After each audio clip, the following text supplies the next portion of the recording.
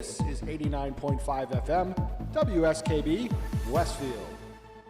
Support for the community programming of WSKB is provided by Westfield Bank.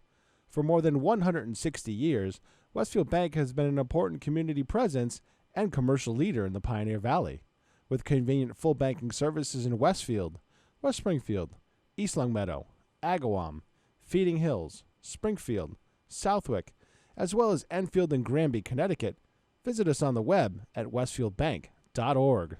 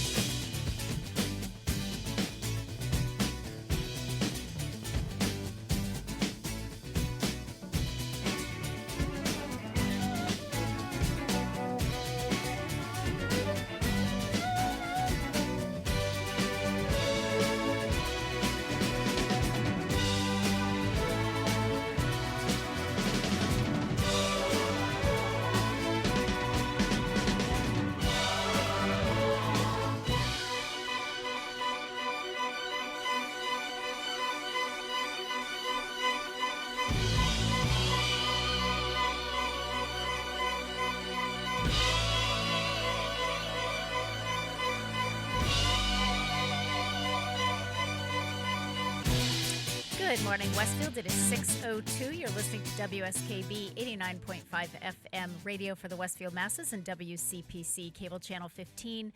My name is Tina Gorman. I'm your Wake Up Wednesday host, and I am in the studio this morning with the chairman of the board, back from his vacation, producer Pete Coles. Good morning, Pete. Sort of a vacation, I guess. Kind of, sort of, maybe. So let's talk about that. How was it? How was Virginia? Did you see the launch? Yes. Lots of questions. You did? Yes. Wonderful. Yes, it went off on time. I actually just sat there and watched it this time. Oh, that's so great. You didn't have to, no working, no doing anything, just enjoying it. No, just, and due to a scheduling error, I put it on the wrong week. I forgot to I had NASA all scheduled for the channel up here. Okay.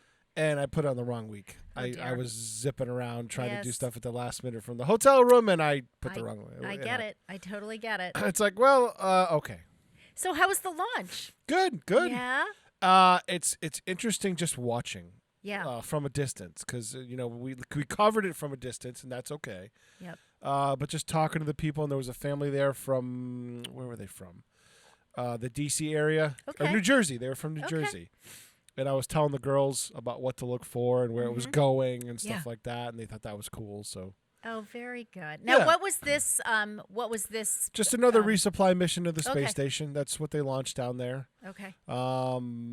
Rocket Lab, another company, is going to start launching down there very soon, and they're doing small sats to orbit. So they're a New Zealand company, Okay. and they've been launching from New Zealand, but they're started an American presence. Wow.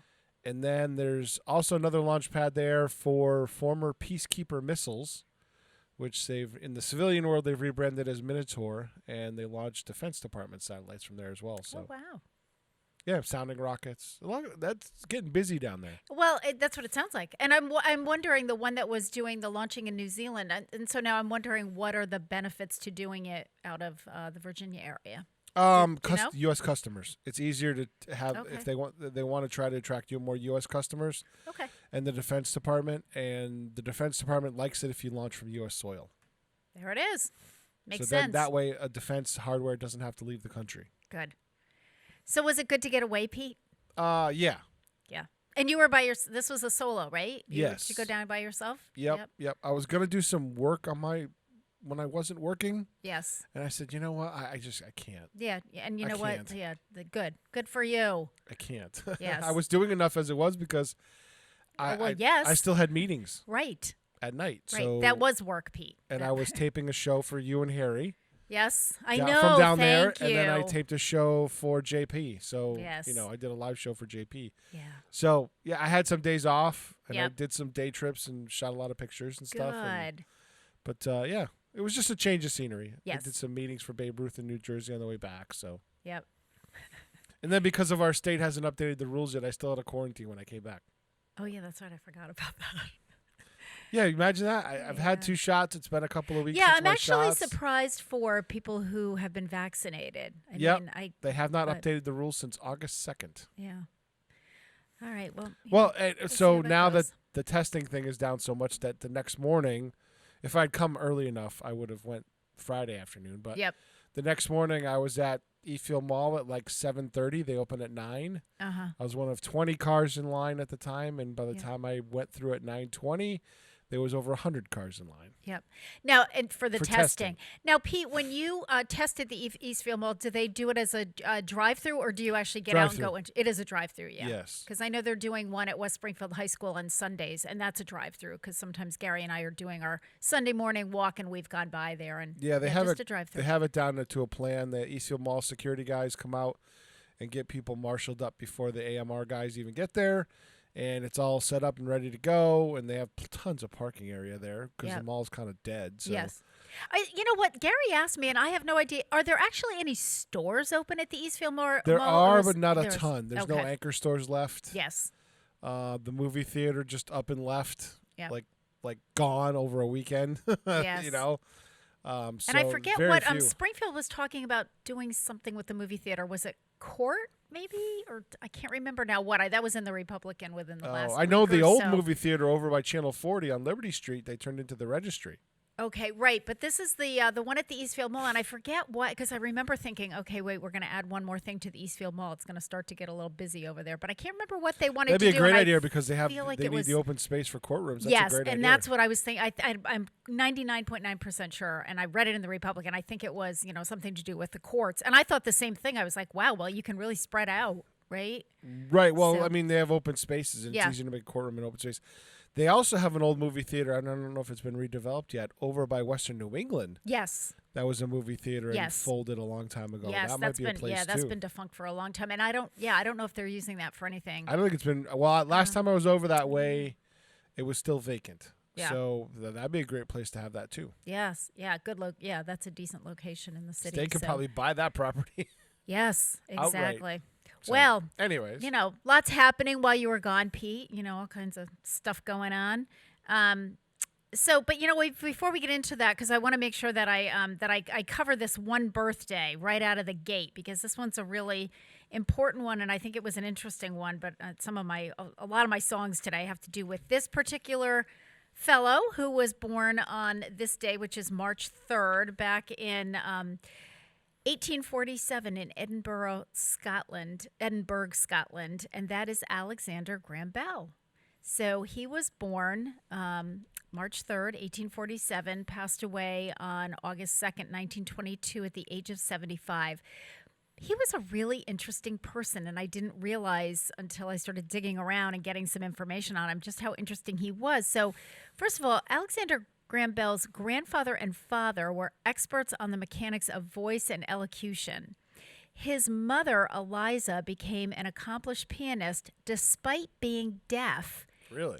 Yes, inspiring him to undertake big challenges. Though a mediocre student, Alexander Graham Bell displayed an uncommon ability to solve problems. Even like at the age of 12, they had examples of him taking on, sort of, why does this happen? If we did it this way, it would work much better, and it did, So he was kind of doing inventing at a really early age.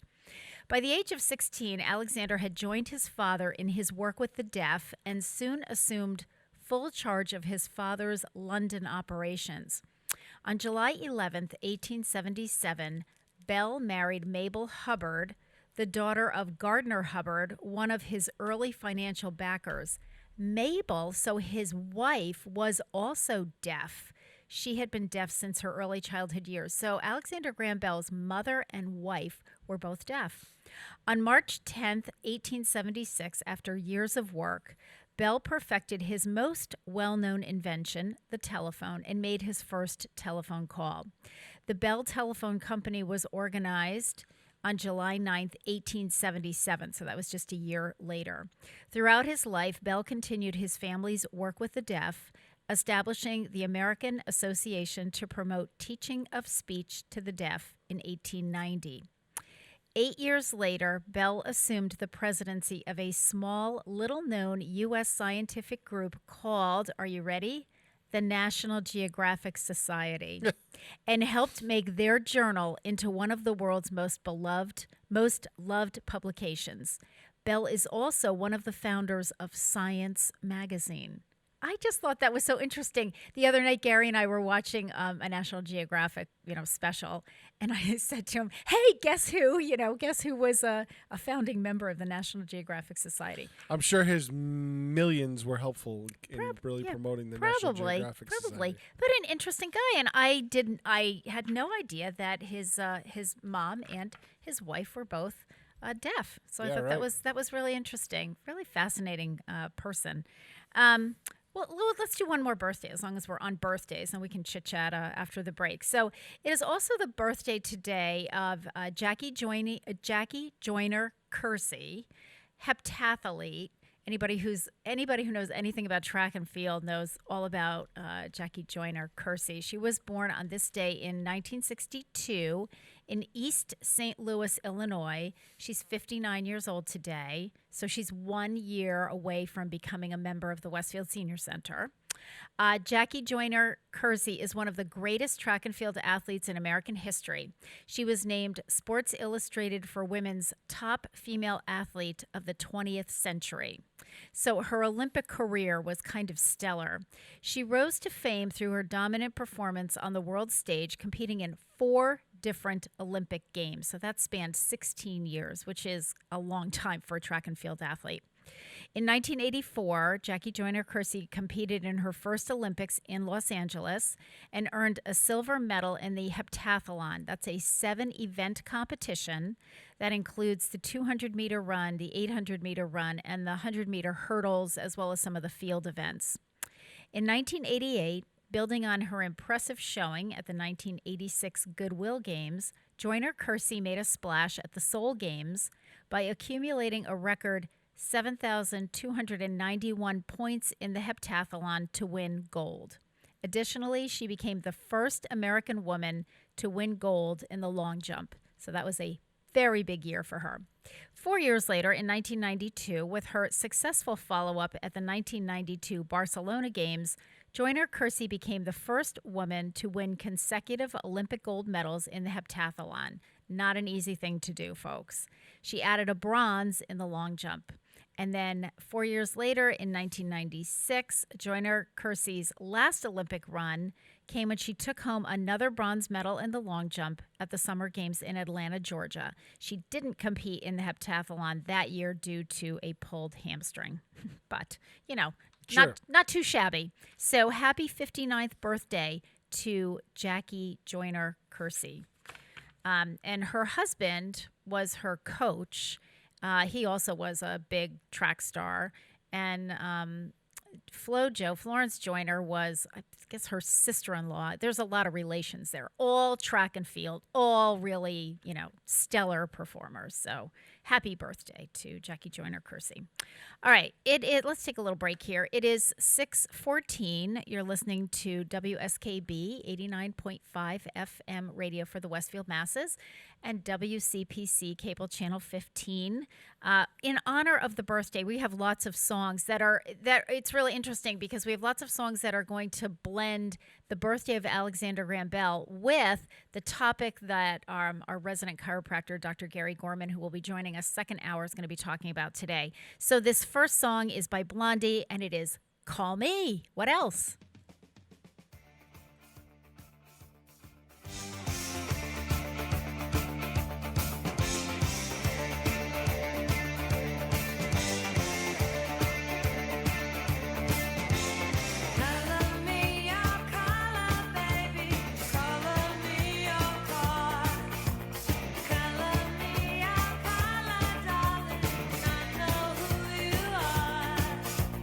Come up off your collar.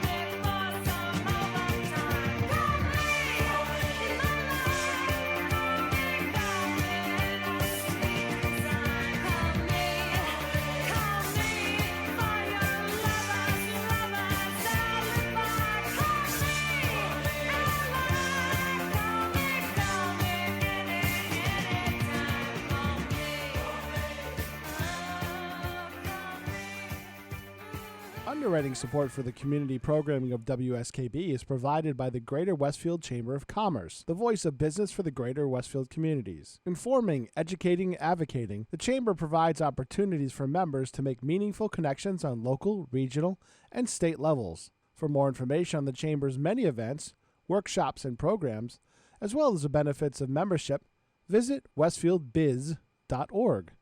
The Chamber focuses on the most important economy, yours. Join us every Thursday morning from 6 until at least 7:30. Check out the Bobby G and Company Show right here on WSKB 89.5 Community Radio. 89.5 WSKB. Live from Studio 120 at Westfield Technical Academy, this is WCPC Channel 15 and 89.5 FM WSKB Westfield. Good morning, Westfield. It is 6:18. You're listening to WSKB 89.5 FM radio for the Westfield masses and WCPC cable channel 15. My name is Tina Gorman. I'm your Wake Up Wednesday host, and I am in the studio here at Westfield Technical Academy with the chairman of the board, producer Pete Coles. Good morning again, Pete. Good morning. Who will be multitasking on his multitasking this morning with all kinds of things happening simultaneously. Yeah, I know. I don't really know how you do that, Pete. I got to tell the LEPC guys that I'm not going to be monitoring their meeting, really. Right, just getting them started, kind of. Well, it all depends on how long the 9:30 meeting goes. Yes. Yeah, I know he's been trying to keep that an hour, so maybe I could monitor it. And they've done he's done a pretty good job at that. So we'll see. We'll see how that works out. I mean, I usually don't do updates in those because it's like everybody kind of knows what I'm doing, I think. Because you're involved in every single Zoom meeting that we all have, God. Pete. Pete is the most, if you want to know anything that's going on in the city, and most people would think, oh, I'll ask the mayor, or I'll call the mayor's office. No. Call Pete, because Pete's involved in every single meeting that's going on because he's broadcasting everything. Yeah. So all of those subcommittee, city council subcommittee. I think the only exception right now are like the main council meeting. I did school committee this week and planning board, which was only 20 minutes long yesterday. Wow. Planning board went less than the long range finance committee. Wow. There was Jenna was she was like, oh, I'm done. I'm like, what? 20 minutes? She's like, yeah, I'm done. Yeah. I'm like, holy, because I went to shut off mine and I was like, did you have a problem with you? Because you're not streaming. Like I could look on C and see she's not streaming, and I'm like, she's like, no, we were doing 20 minutes. I'm like, what? Wow, that's a record. Yeah. Yeah. Yep. Well, we have our COA board meeting on Monday at 1 o'clock. So those are, we try to keep those to an hour, but I noticed last time when I was reviewing the minutes, and it went a little bit longer than that, but there was a lot to talk about these days. I think I forgot. I think I cut you off at 2 o'clock by mistake. It's okay. So let's talk about the elephant in the room, which is vaccination, because Well, the federal government says there's phone's been ringing off the hook. 2 million more doses a week now. Yeah. So here's the story to all you Westfield residents. I know the mayor's not happy about it. Yeah. So here's what happened, Pete. So while you were gone. So 2 weeks ago. Oh, don't worry. I saw social media. Oh, Lord have mercy. I don't, and I don't want to, and this is one of the reasons I don't want to. So, but just to clarify for folks. So here's what happened. Up until several weeks ago, some, not a lot, but a few cities and towns were being given 100 doses of vaccine to distribute to their residents.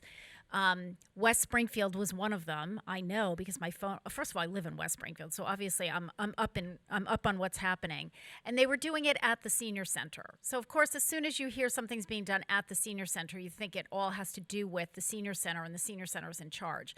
The senior centers were not in charge. Any town board of health that was getting those 100 doses of vaccine.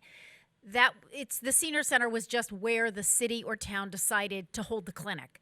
The senior center staff, they didn't run the clinic. They might have helped as the Board of Health asked them to, okay? So, we were getting a lot of phone calls. Well, West Springfield is doing it. Why isn't Westfield? Well, the reason that Westfield couldn't do it was because Joe Rouse from the health department you have to apply to the state each week. It wasn't like a forever thing. You had to apply each week to get your 100 doses. Westfield kept applying, and Westfield kept getting turned down for whatever reason. Same with Southwick. Southwick kept applying. Nope, we're not giving you your 100 doses.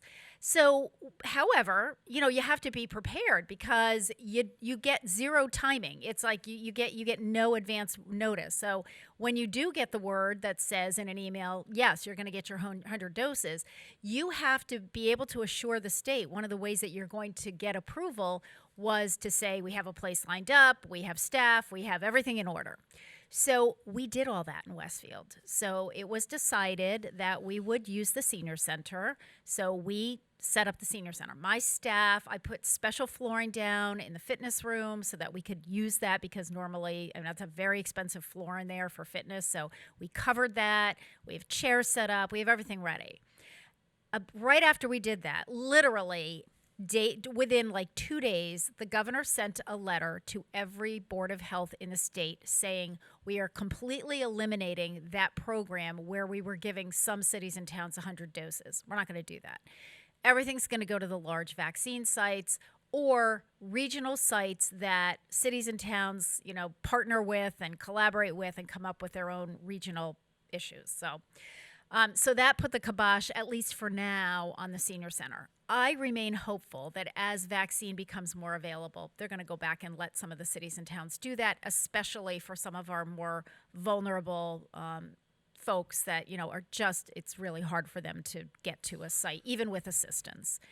So that being said, I think that those vulnerable populations should be calling the governor's office and letting them know that. I agree. And we are because really advocating for that. It's ridiculous. It is. It is, Pete. It's just there are people that I know that I'm on the phone it's with. It's like some they of don't my care. folks. Yeah, I'm on the phone with, and I keep saying that. I've told our city councilors. I said and I've told Kelly Pease and I've told Senator Vilas. But it's not you that has to do it. It has to be thousands of calls saying we've had enough of this crap. Yeah, start doing it the right way. Exactly. No, seriously. So I agree. One or two voices in the hinterlands can yell all they want, but until 1,000 phone calls either blow up his Western Mass office or the State House office and say enough. Yeah, absolutely. Cut the crap. Yep. As my mom would say. Yeah. I had a gentleman who showed up at the senior center yesterday. So nice. I don't know him. He hadn't participated in anything, but he said, I heard or I saw somewhere that possibly down the road there may be some vaccine. You may be setting up the senior center as a clinic. And I said, well, we're ready, but we have to wait for some kind of an okay from the powers that be. And his situation is his wife has Lewy body dementia, and he said it's really challenging. He said, I just don't see. And he actually had been on the website. He is computer savvy. He said, I've not been able to get any kind of an appointment. It's just a nightmare out there. We know that. Yep.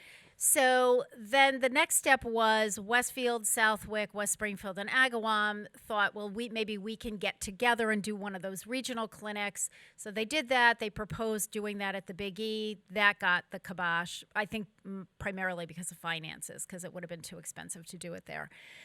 So, that's kind of where we are right now. We have Joyce Peregrine is my point person on vaccine. She has been assisting people to schedule appointments. And you know what, Pete? It is like right place, right time, right phone call at the right time, being on your computer at exactly the minute that things open up. It is so catch as catch can. I can't even, people have asked us, well, if I go on first thing in the morning, well, you know what? Last Thursday, and I know this for a fact because I was on the phone Friday with all the Western Mass directors. Joyce was at the senior center before 7 o'clock in the morning. And the same thing, all at the COAs across Western Mass, they had their outreach workers and some of their staff there first thing in the morning, 7 o'clock, 7:30, because Thursday is normally the day when they open up the vaccine numbers, all ready. Joyce logged on, and before 7 o'clock in the morning, she was 54,000. She was like number 54,000 in line. So because they said you got to get up really early because seniors don't sleep. Well, but it wasn't even. I don't know who the heck was on. I don't know. And the funny thing was, as she was on early, a lot of the other senior center directors were saying their staff got in like at 7:30 or 8 o'clock, which some of the centers don't open until 8:30 or 9. So that was coming in an hour early, and they were like 119,000 in line. So my thing is be patient, wait. Keep doing what you're doing. Now that Johnson & Johnson has been approved, And now they're talking, I think Merck has one that they're talking about coming out. I think as more vaccine is available. I think Johnson & Johnson and Merck hoping. teamed up to both produce the vaccine. Oh, to do it. Okay, so they're doing it together. Well, I am hopeful that that we, can make some headway here. We are creating a list because my other big concern, and I think the state is concerned about this, but not sure what the heck to do about it yet, are homebound. Are people who are truly homebound, not where it's inconvenient for them to, get transportation, but like we have people that really can't get out of their homes. And so, what do we do about that? And my contention with those folks is they are at the mercy of the workers who are coming in to care for them. So whether it's home health aides or, homemakers or companions or whoever. And so, they're kind of vulnerable. And I have people in that situation. I have somebody who was homebound and called me a couple weeks ago. She said, my worker showed up and said she had been exposed to COVID. And so, this senior said, go home because I'm a sitting duck here. But now she doesn't, then she didn't have any help that day. So, those are problems that we can't just bury our head in the sand and say, well, call your senior center. They'll figure it out. Well, we can't figure it out because we need vaccine, folks. So anyway, we're all doing the best we can. Please be patient. The one thing that I will say, and I've heard it on again and again from the state, and I do believe this, is that eventually everybody who wants a vaccine will get a vaccine. We will make that happen. Joe Rouse and I are on the phone a lot, in touch a lot, sharing information, what he got from his state agency, what I got from my state agency, putting it together to try to come up with a plan. So, and, the day that they say we have vaccine ready to send to Westfield, if they're going to send it to the Board of Health, we are ready. So there you go. All right. Hang in there, folks. We're working on it.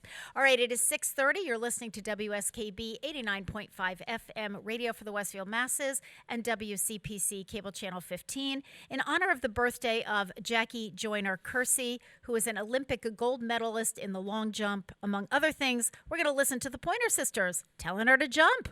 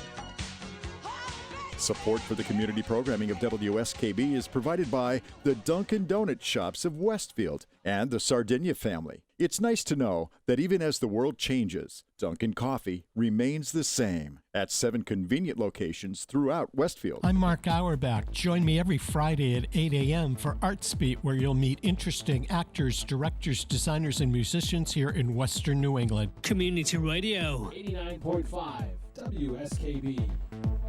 Live from Studio 120 at Westfield Technical Academy, this is WCPC Channel 15 and 89.5 FM, WSKB Westfield. Good morning, Westfield. It is March 3rd. It is 6:34. You're listening to WSKB 89.5 FM radio for the Westfield masses and WCPC Cable Channel 15. My name is Tina Gorman. I'm your Wake Up Wednesday host, and I'm in the studio this morning with the chairman of the board, producer Pete Coles. Good morning again, Pete. Good morning. You know, I'm so confused about school because it's really quiet here. So are students in school, Yes. out of school? Like, what's going on? Yeah, it's only 6:30. Okay, all right. So it's there. So, but they're Yeah, now. they're here. Are all the students I'm seeing school buses out there. So is Westfield So back it's now or still hybrid. Yeah, Okay. so it's 1 week on, 1 week off. Oh, okay. All right. Very good. So students are here just for shop weeks.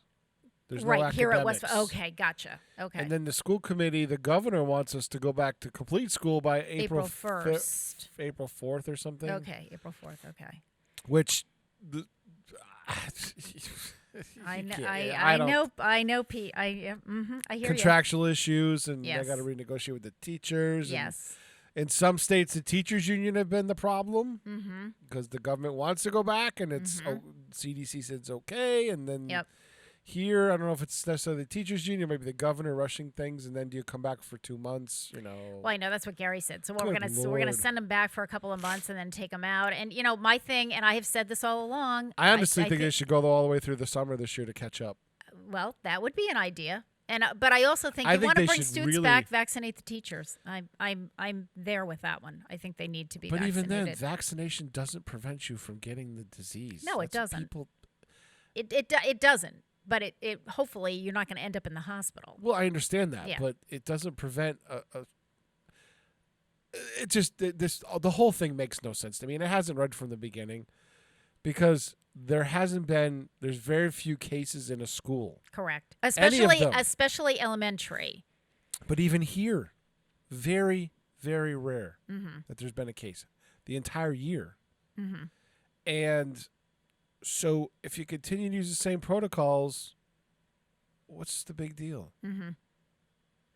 And it should, and honestly, this should be about risk assessment. So if you want, No, agreed. if And you that's don't pretty want to much, I take think the that's risk, right. but that's been taken away from everybody, and I think that's why people are upset. Oh. So like people don't have that option. Oh, okay. I Like, didn't realize like that. you can be remote if you want to, Yeah. but with the governor pushing things quickly, and then it's just been It's a mess. yeah, it's a mess. It's a mess. I have to tell you, Gary and I have said 1,000 times since this pandemic started, we are so glad that we are not parents of young children having to deal with the school thing, you know, working at home, dealing with your kids, figuring out what's safe. Because of course you're a parent. You want your child to be safe. We all Right. get that. So, And those school committee it's kind members of a out in mess. was it California that said, "Oh, the people just want their babysitters back." Ooh, that was No, wrong. Yeah, no, I don't. Yeah, I don't think Yeah. any educator or parent feels that way. No. I think the parents are starting to see what their kids are going stir crazy at Yes. home. Well, and children. There's been a lot. I mean, the I would parents are going stir crazy. My But there's been a girlfriend's lot, going I stir think, crazy. over the last month that we've seen on, children with bona fide mental health issues that are really struggling during this. Even and, kids get without that. it are- Well, that's my point. It's like if you have kids with it that are, in some cases suicidal, and then you've got other kids that are just kids, they're social beings. I mean, I've seen the friction in my girlfriend's house rise because Oh, they're all sure. home all day together. Yeah. Well, You hey, really do need that time away. no doubt about it. No. Hey, and any married couple will tell you that. It's like, okay, we need our separate time. Right. All right, so let's do a few more birthdays. Speaking of married couples, my husband will be joining us in about a half hour or so. All right, so today it is March 3rd. Today's the birth. We have a couple of guitar vocalists who have birthdays today. I have a great story on your last one, by the way. Oh, Okay, good. All right. Well, we're getting there. All right. So Willie Chambers, guitarist, vocalist, born on this day in 1938 in Mississippi. He's 83 years old today. Willie Chambers is a singer, guitarist, and founding member of the Chambers Brothers, a rock band in the 1960s. He stayed with the band until their eventual breakup. Hits included In the Midnight Hour, I Can't Turn You Loose, and Time Has Come Today. He sang lead on their hit In the Midnight Hour, which was probably their biggest hit. He also co-wrote their one of their biggest hits, Time Has Come Today, with his brother Joe. And then later, Willie Chambers worked as a session musician. And we know all about session musicians because we've talked about those on this show numerous times. So happy 83rd birthday to Willie Chambers from the Chambers Brothers. It is also the birthday of Mike Pender, guitarist, vocalist, born on this day in 1941 in Liverpool, England. He is 80 years old today. He is an original founding member of the group The Searchers. The Searchers were an English group who emerged during the British invasion of the 1960s, along with the Beatles, the Hollies, the Swinging Blue Jeans, and Jerry and the Pacemakers. The band's hits include a remake of the Drifters' 1961 hit Sweets for My Sweet, Sugar and Spice, written by their producer Tony Hatch, remakes of Jackie DeShannon's Needles and Pins and When You Walk in the Room, a cover of the Orleans' Don't Throw Your Love Away, and a cover of the Clovers' Love Potion No. 9.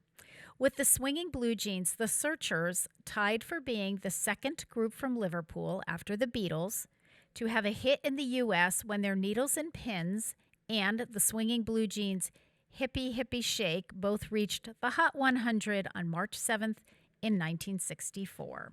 So happy birthday to Mike Pender from The Searchers. All right, is this the one you have a story about? Yes. All right, the late Charles Ponzi, Italian con man. If the name sounds familiar, it's because it is. Everybody's named the whole thing after him. Everybody's heard of the Ponzi scheme. Yep. So Charles Ponzi, who was a real guy, was born on this date in 1882 in Lugo, Italy. He died January 18th, 1949 at the age of 66. So here's his background, and then Pete can throw in his trivia 2 cents. Charles Ponzi was the infamous swindler who paid out returns with other investors' money. The Ponzi scheme is named after him. So after running a highly profitable and expansive investment scheme, Ponzi was arrested on August 12, 1920, and charged with 86 counts of mail fraud. Owing an estimated $7 million, he pleaded guilty to mail fraud and subsequently spent 14 years in prison. Now, here's how this story unfolded. So he arrived in Boston from Italy in November of 1903. He later told the New York Times that he gambled away most of his money on the voyage to America.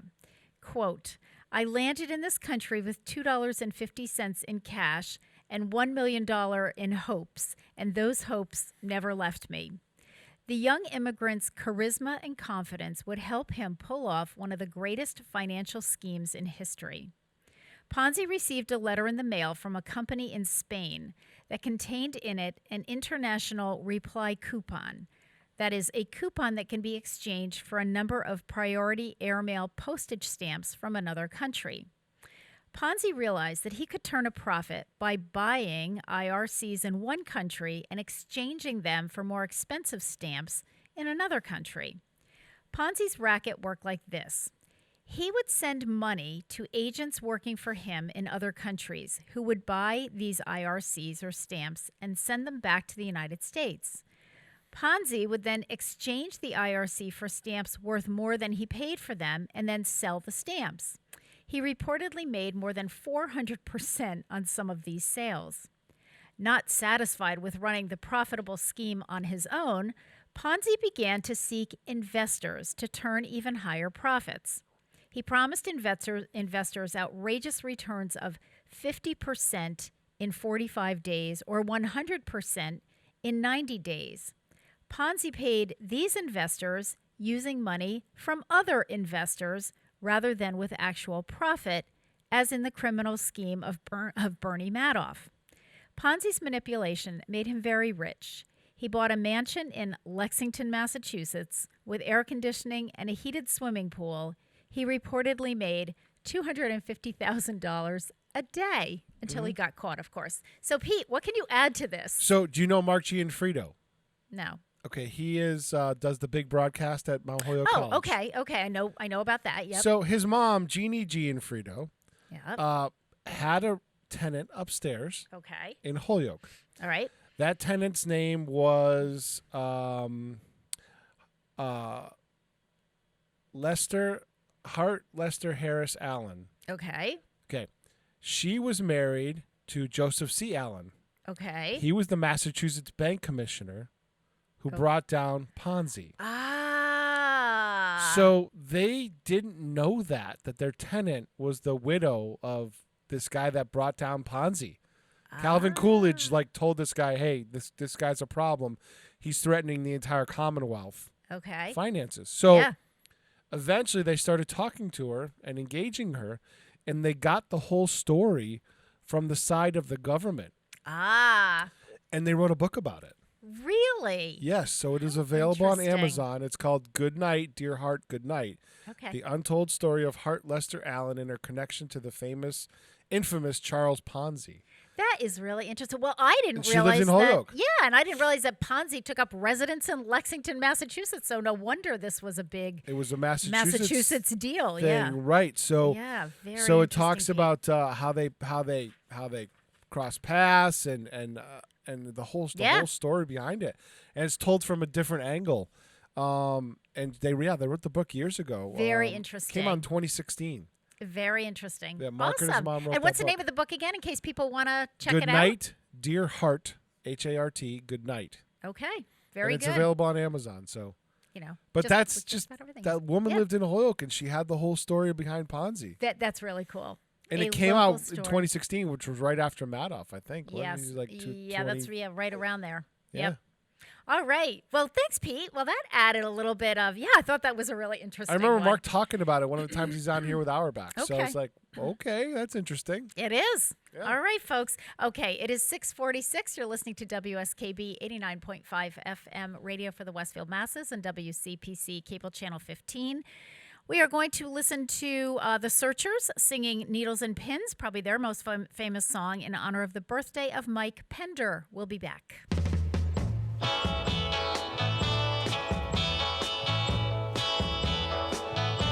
I saw her today, I saw her face, it was a face I loved, and I knew I had to run away, and get down on my knees and pray, that they'd go away, but still they begin,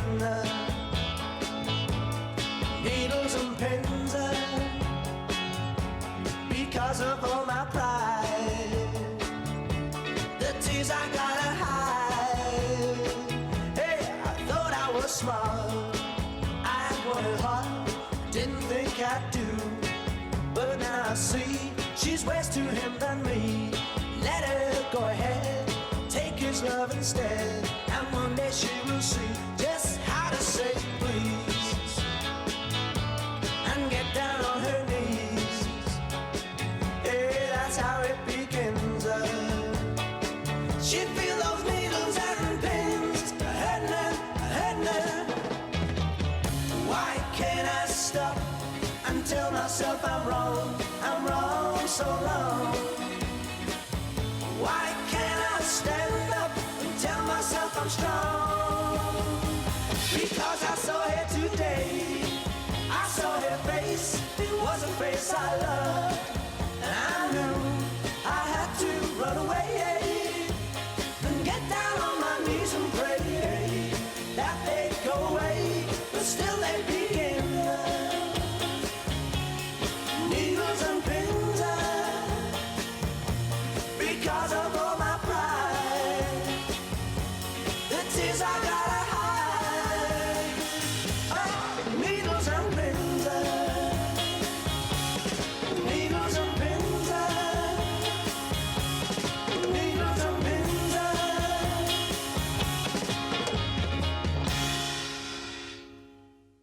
Support for community radio on WSKB is provided by Betts Plumbing and Heating Supply Company, an independent, family-owned wholesaler serving Westfield for over 50 years, specializing in plumbing, heating, and industrial piping supplies.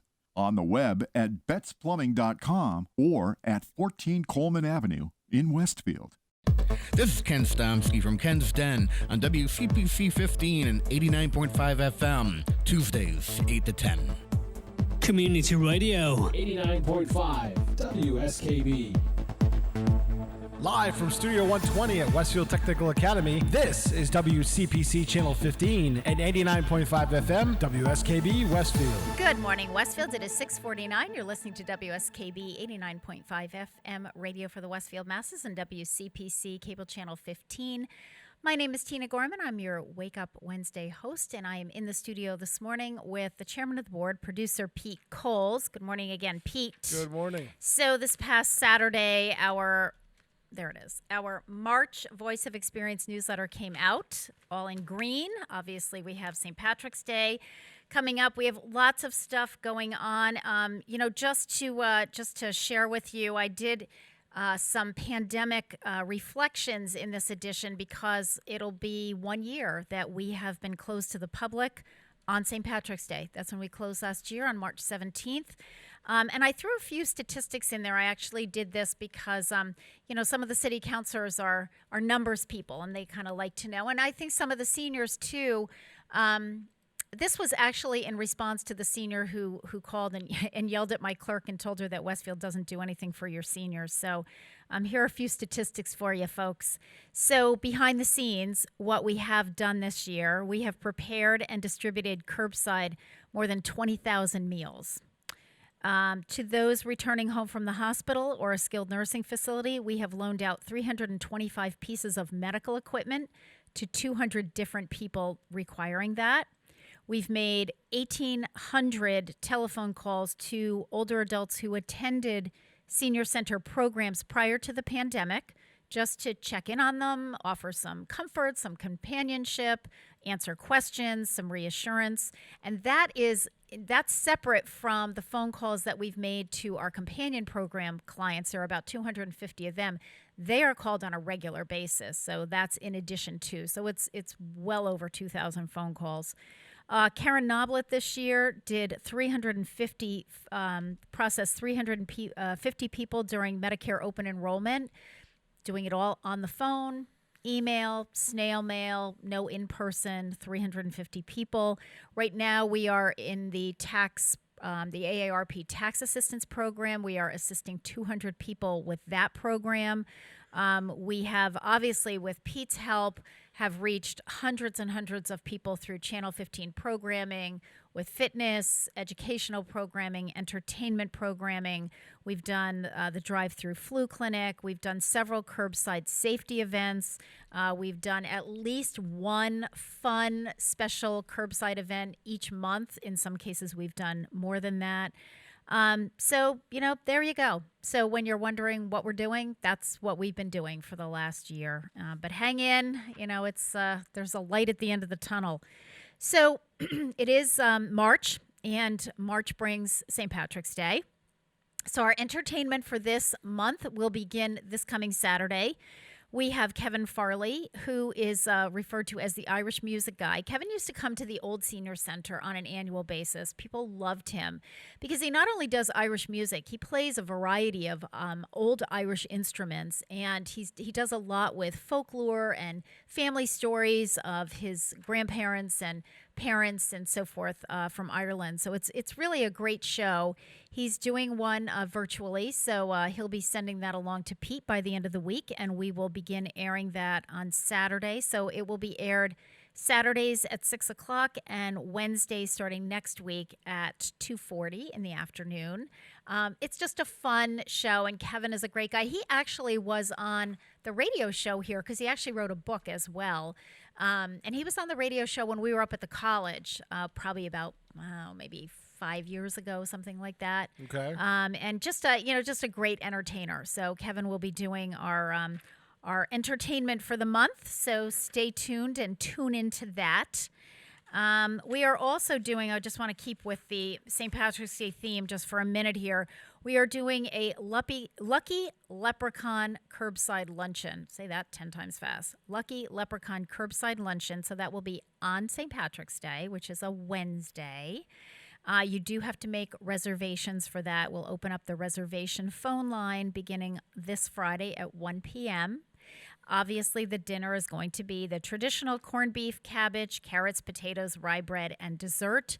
The cost of this meal, we don't typically do this, but we have to bump it up a little bit just because corned beef is pretty expensive. So it's $5 for lunch on St. Patrick's Day. And I noticed the price of brisket's gone up. Yeah, in general. that's what Jo said. She said it's just in the past we've been able to keep it to our regular $3, but she came into me this last week and said, Tina, we really need to bump it up. And I said, we can do that. $5 for a really nice corned beef dinner it's still a bargain. And, you get it curbside. You don't even have to get out of your car, for heaven's sake. So, so again, reservations begin this Friday at 1 o'clock. We do expect a very quick sellout on this one. So, there you go on that one. March is also Retire the Fire month. During the month of March, we really hone in. Of course, we do it all year long, but we really, during the month of March, and particularly the week before daylight savings, which will be next week, we really pay close attention to safety and fire safety and in general in the home. So we have all kinds of things going on this month related to that.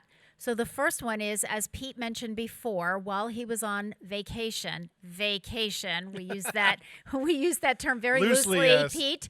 So Pete and Harry Rock did our Westfield Council on Aging Presents series. Pete was down in Virginia doing the taping for that. And the guest that they had that Harry interviewed is Deputy Fire Chief Ben Warren, who is also the fire prevention officer at the Westfield Fire Department. And Ben is just we did have a bit of a person. funny situation while we were taping that. What happened? So in the fire department, they installed the motion sensor lights in the offices. Okay. And a couple of times, apparently Ben's monitors block the motion sensor. Okay. So several times he had to get up out of the thing to turn his lights to turn his lights on. I've done that myself. I pile things on my I have a shelf, and if I pile things on there, planning for whatever is coming up, it blocks my sensor too. And if I'm there late at night, nobody's been in and out of my office, all of a sudden I'm sitting there in the dark at my computer. I have to get up and wave my arms around, and so my sensor knows I'm still here. That's very funny. He's like, I'm just getting used to that, and it keeps going off. It's so funny, but but anyway, Harry said it was a great segment. Went Lots over an of hour. Really good information. Yeah, I gave him a very long laundry list of topics that I wanted him to cover, because there's so much, and I know people think, we've heard the fire safety thing, we know what to do, but you know what? We are learning things. I always do a series of articles for the Westfield News, so thank you to Hope Tremblay at the Westfield News for allowing me to continue to do that after Patrick Berry left the paper. So next week, I will have my series of 5 articles. I've been working on those, and I'm doing one that's completely new and different that I haven't done before because we are learning things. There's a research organization that specializes in fire safety research. I want to say they're out of Illinois, and they're always coming up with new things that we didn't know, and it's like, wow, okay, now we know that you should do this or you should do that. And we didn't know that maybe even 2 years ago or 3 years ago. So great information. So that is aired. It's Westfield Council on Aging Presents, and it is Fire Safety for Seniors. That's on Tuesdays. So yesterday was obviously the first one, but it'll be on every Tuesday this month at 2:45, right? Yes, 2:45 p.m. So please, one of those Tuesdays, tune in and get that really valuable information. The other thing, we usually have some kind of a focus to our Retire the Fire program, and this year the focus is our File of Life giveaway. I brought a sample of File of Life. So if you have never seen this before, the File of Life looks like this. There it is. And inside of it, this actually has a magnetic strip on the back, and you put this on your refrigerator, and inside it, it's a little plastic pocket, and inside it is an information card that looks like this. There it is. That looks like this. And on it, it has your information, basic information, your name and address and so forth, your emergency contacts, your medical data. And then on the back, it has like your medical conditions, any medications that you're on, any allergies, and your medical insurance information. We encourage people to fill this out in pencil because you always want to keep this updated. And things like your medications change, maybe your emergency contact phone number changes. You know, some people, I don't have a landline anymore, now I use my cell, or I got a different cell number. So you need to keep this updated. This is actually a new one for those who have a file of life, an older one. The newer ones now ask if you've been tested for COVID, what was the test result, has anybody in your household tested positive for COVID? Have you had a flu shot? Have you had a pneumonia vaccination? So those are some new questions that they didn't used to ask on the old file of life.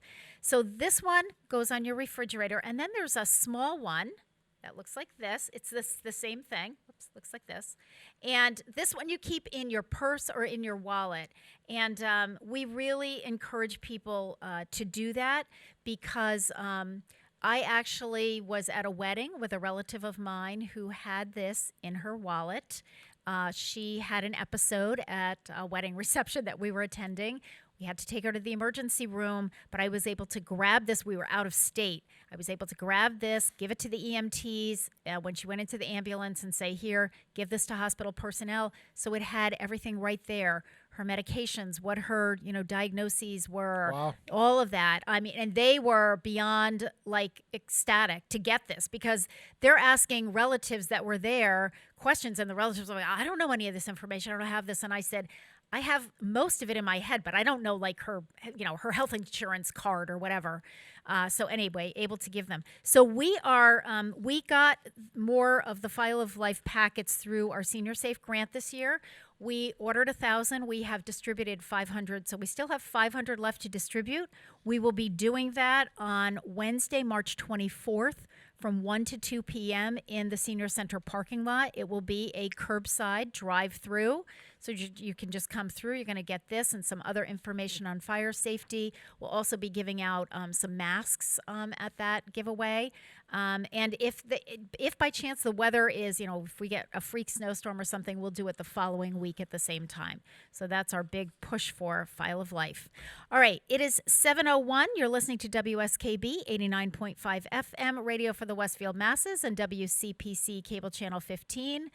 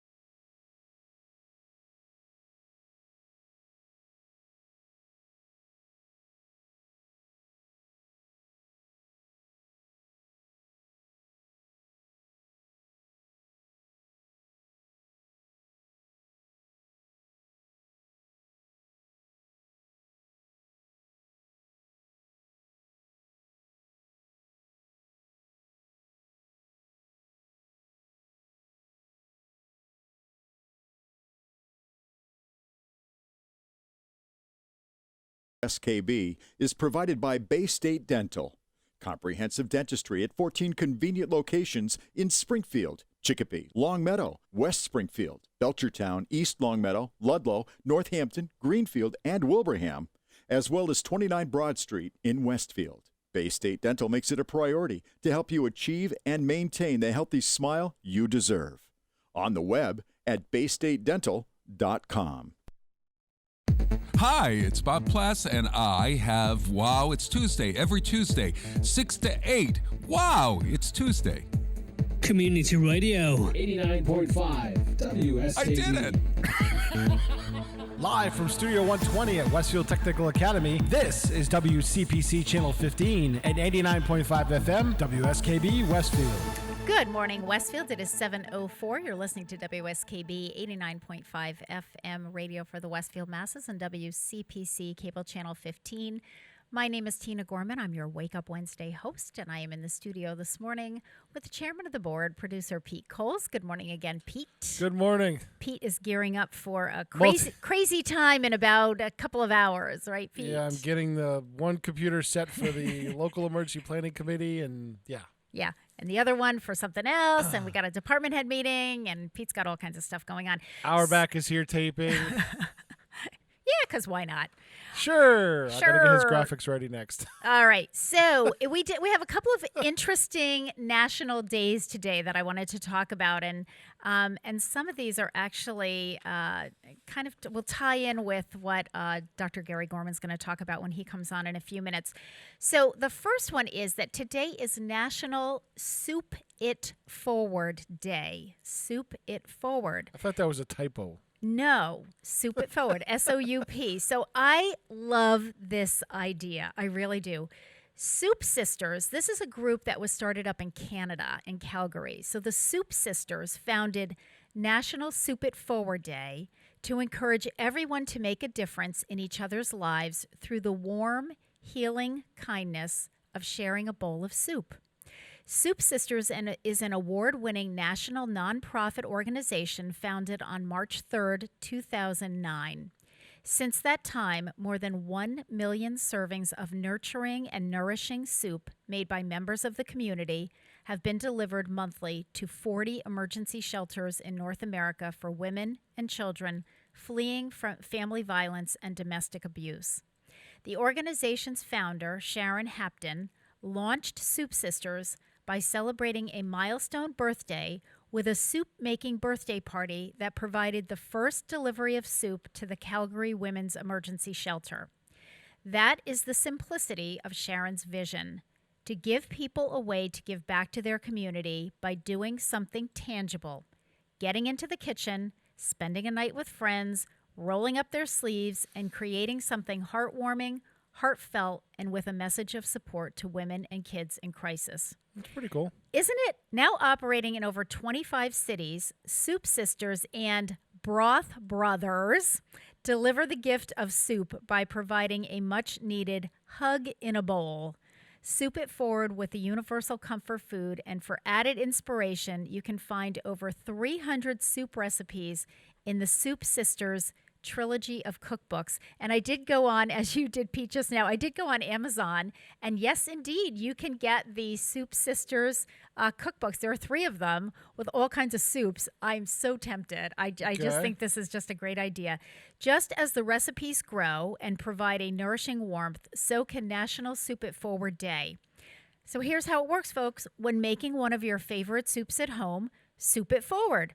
Deliver a healing pot of your delicious chicken noodle or split pea or beef barley soup to a family or a friend in need. Perhaps they've been ill, or maybe down on their luck, or maybe they're just a little lonely. Whatever the situation, a little of your home cooking will be a nice change. And, the thing that I like about this idea is that typically when you make soup at home, you end up making like a big pot. I mean, it's hard to make just a little bit of homemade soup. Usually it's a big pot. One of the reasons that I love doing something like that is that, you can stick it in quart containers and freeze it. So, I just thought, what a really nice idea. So I think I'm going to be doing that within the next couple of weeks, and sharing that with my neighbors who are elderly, and we look out for them and they look out for us. So Think about souping it forward, folks. I love it. The Soup Sisters and the Broth Brothers. I thought that was pretty cool. It is also National I Want You to Be Happy Day. This holiday was created as a day to encourage us to do something to make others happy. It is a reminder that the point is not for others to make you happy, but for each of us to do what we can to bring joy to someone else's life. Genuine happiness takes effort. While we're not individually responsible for someone else's happiness, we do play a role in spreading joy and good cheer. One way to do that is to see happiness from another person's perspective. Happiness doesn't fit a certain mold. Everything from being a morning person or a night owl, a favorite season, family dynamics, and job satisfaction can make or break a person's general idea of happiness. Kind of depends on how they prioritize things. A person's overall journey through life gives them a unique outlook on happiness too. So here are some ways that you can observe National I Want You to Be Happy Day. You could buy coffee for the person in the line behind you. And you know, it's so interesting, Pete. Somebody came through our lunch line last month and paid for their lunch and paid for the lunch of the person behind them. Isn't that cool? And they didn't know, they had no idea who was behind them. They just said, I'm doing this. I said, no kidding. So when the next person came up, I told them what happened. And they were just, I think that just really made their day. It was less about the money, just about the fact that somebody thought to do something like that. I know some people have done that in the coffee line before, too. Yeah, Gary's done it. Gary's done it when he's done the drive-through at Dunkin' Donuts. Mm-hmm. Leave a sticky note in your kid's lunchbox telling them how much you love them. Draw a happy face in the snow for someone to come across later on. Share more smiles, compliments, and laughter. The Dalai Lama once said, if you want others to be happy, practice compassion. If you want to be happy, practice compassion. So on that note, let's take a short break. When we come back, Dr. Gary Gorman will be with us, and we'll be discussing adequate socialization. It's the fifth in his list of tips for a well-balanced life. So this song kind of plays into what he's going to talk about a little bit. It's called Rock and Roll Love Letters by the Bay City Rollers. We'll be back.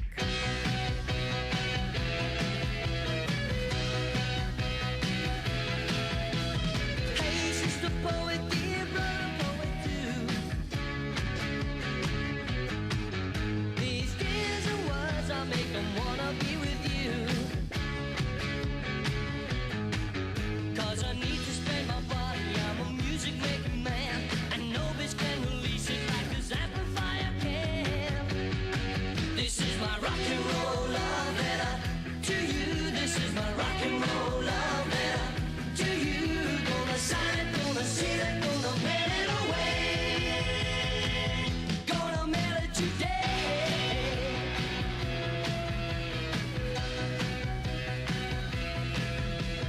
Dear mama, papa, hey, your boy's doing fine. And the energy you gave him keeps him trying to unwind. 'Cause I see a nation rhythm in a man's genetic code. Gotta keep a rock and rollin' till my G's explode. This is my rock and roll love letter to you. This is my rock and roll love letter to you. Gonna sign it, gonna seal it, gonna mail it away. I'm gonna mail it, hey, I'm gonna mail it today.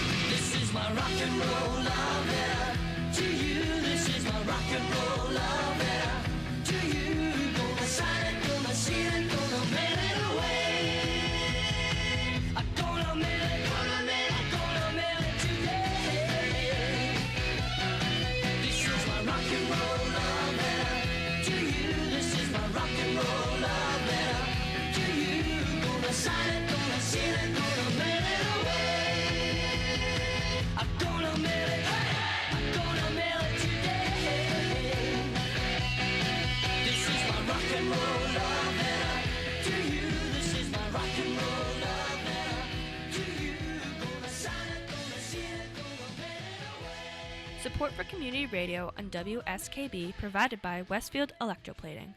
Employing over 140 skilled platers, painters, and technicians, Westfield Electroplating was founded in 1946 and was the first company in the country to achieve National Aerospace and Defense Contractor Program accreditation, proudly maintaining that status for over a decade. Westfield Electroplating provides over 50 quality finishes to meet your corrosion, cosmetic, or performance needs. On the web at www.westfieldplating.com or 413-568-3716. Westfield Electroplating, putting the finishing touches on technology. Listen to me, Michael Buster McMahon, Mondays 8 to 10 a.m. to learn the stories behind your favorite songs. Or don't. I'm not the boss of you. Community Radio. 89.5 WSKB. Live from Studio 120 at Westfield Technical Academy, this is WCPC Channel 15 and 89.5 FM, WSKB Westfield. Good morning, Westfield. It is 7:14. You're listening to WSKB 89.5 FM radio for the Westfield masses and WCPC Cable Channel 15. My name is Tina Gorman. I'm your Wake Up Wednesday host, and I'm in the studio this morning with the chairman of the board, producer Pete Coles, and on the telephone we have our resident chiropractor, our resident WSKB, WCPC chiropractor, Dr. Gary Gorman, with Strength for Life in East Hampton. Good morning, Dr. Gorman. Well, good morning, my beautiful wife. How are you? I'm fine. Are you all settled in the? Are you in the bedroom in the comfy chair? I am. I'm relaxing in the reclining chair as we speak. In the recliner, in the rocker. Yeah, I'm just relaxing, all dressed, ready to go to work. Okay. So, yes, today is a work day. Yeah, all right. So Gary, you've been covering your personal 7 tips for a balanced life. That is, and again, I always repeat this to our listeners, that this is not something that you read in a book. This isn't, you're not doing this chapter by chapter. This is just your own personal and professional experience, having been a chiropractor for many years now, Gary, right? 40? Yeah. Is it almost 40 years now, or is it over 40 years? Yeah. It's a Well, long time. 36. 36. 1984. Okay, Yeah, so 36 years.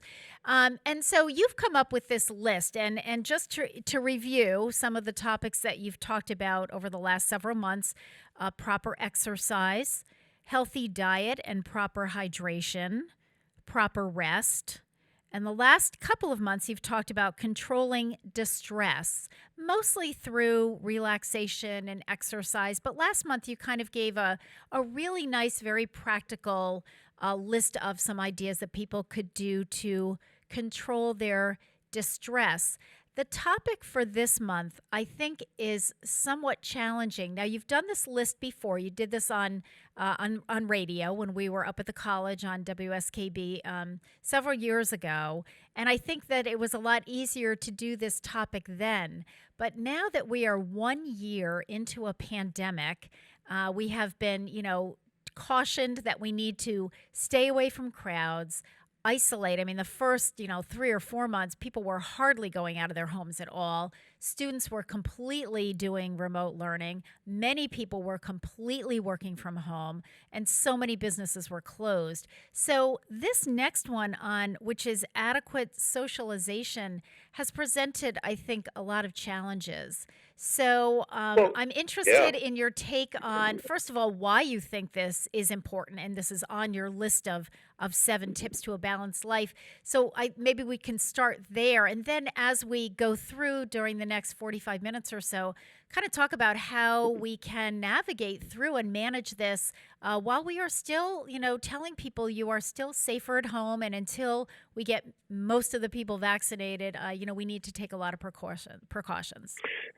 Yeah, I think generally speaking, we are a social species by and large. I mean, if you just think about what we do every day, the person that, think of the term antisocial, the person that sticks out of our social norms, or somebody who's like antisocial, likes to stick themselves as a loner, the labels go on and on and on. But I think as a species, we are a social group. I think it started off both as necessity as well as just meeting our needs. Necessity for just protection. Think of the animal kingdom. The animals run in packs. They run in groups. They run. They're in part. It's a survival technique for them. They when they're in bigger numbers, they can protect themselves from other animals and et cetera. Safety in numbers. Yeah, right? exactly. There's safety in numbers. And it's kind of interesting. I was walking through our wellness center yesterday, I think it was Monday, which I often do, and I saw one of the guys who I see on a very regular basis, and he goes, "Why am I here?" Kind of in a joke, almost started laughing because he really likes to work out. I said, "Because you're here to socialize," and he started laughing. I said, "Look at Bill. Don't let your workout interfere with your socialization." And he started laughing. But the truth of the matter is that we engage in activities, whatever they may be, from going to church to joining a book club to running in road races to whatever it is. If you think it's only for that single purpose of competing or learning about a book or going to the gym and exercising, I think it's a multifaceted reward to be there, and in part it's because of the socialization. You get to make friends, you start to talk, you have this little support group system that's developed. And you're absolutely right, Teen, that since the pandemic, our normal mechanisms of socialization have been really stripped away from us, and they're there. We just need to become creative in engaging in different forms of socialization until we are allowed to get back into the routines that we were in prior to COVID-19. You know, Gare, I just want to make a comment, and you'll really appreciate this, on what you just laid out in terms of why people do what they do, you know, whether it's running or walking in road races or those kinds of things, or book clubs, or, you know, you mentioned going to the gym or working out, or, you know, all those different things. And it's as much for the socialization. Well, we have a friend of ours whose children went to St. Thomas School with our daughter Grace, and he was one of the he was involved in lots of different fundraising programs and so forth for St. Thomas Catholic School. And what does John Weiss always say? We joke about it, but you know, he is so it's so true, Gare. It's all about the camaraderie. It's all about the camaraderie. And we used to joke about that. It's like, don't worry about how your golf game is while you're in this golf tournament. It's just all about the camaraderie. And it's kind of a joke in our family. But, you know, the truth of the matter is, he's absolutely right. It is all about the camaraderie. You're right. I don't run in road races to win. I'm not going to win. I'm never going to win. I didn't even take up running till I was in my mid-50s.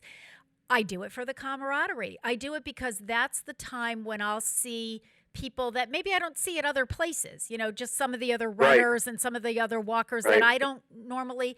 But, you know, then it's like, you know, every month or couple months when I'm doing these things and when the weather is nice, you know, that's when I see them. And, you know, book clubs. I mean, how many people belong to book clubs? And it's not just about talking about whatever the chosen book is. It's about socializing beforehand and what's going on with your family and catching up and all of those things. So I just wanted to really emphasize that, because I think you are absolutely right, Gare. We are social creatures. We are, and that's a thread of connection. It's a thread. It's a lifeline. It's a thread to somebody else in one way, shape, or form. And I feel that that's what we are about, basically. And we do a lot of activities during the course of our day, in part to engage, to accomplish what we're setting out to do, but in part it's just being with people, you know. And everybody has different needs to be with people, some more, some less. So adequate is the operative word in socialization. Some people only really would require one or two people to spend time with, and some people want to be in a big social group. You know, it's kind of funny. You know, I'm Irish, and as by the sheer genetics, Irish are very social. But if you really go to Ireland and you go into a local Irish pub, the local guy sits there and has a Guinness in front of him for about an hour or two. He's there sipping all day long, but he's there to socialize and shoot the bull with his friends. He's not there to drink. He's there to the drinking is secondary. Right. It's the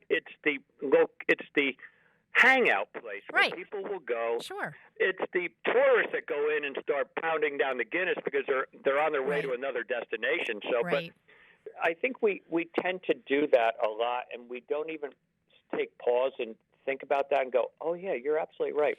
Well, it reminds me of, when the senior center was open, I called them the coffee guys. So the coffee guys would show up, as soon as we opened the door, and they would park it at their, at their table out there in the great room.